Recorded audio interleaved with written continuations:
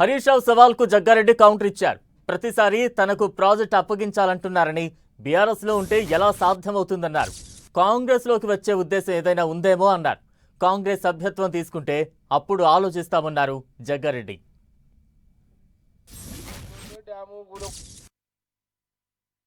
మూడేళ్ళు నాకు ఇమ్మని చెప్పు, ఇస్తే నేనేందో చూపెడతా.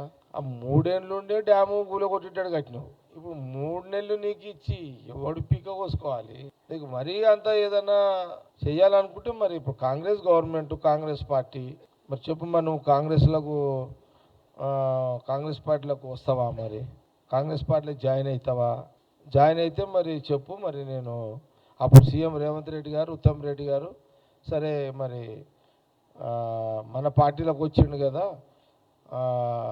ఏదైనా టెక్నికల్గా నిపుణులు తెలుసుకొని ఏదైనా అవకాశాలు ఉంటే అప్పుడు ఏదైనా ఆలోచన చేయొచ్చు. ఇప్పుడు నువ్వు ఉన్నదేమో బీఆర్ఎస్లో, నువ్వు బీఆర్ఎస్లో నువ్వు రాసి అంటే మా దగ్గర మెంబర్షిప్ తీసుకో, రాసిస్తే ఏదైనా ఉంటే రాసిద్దాం.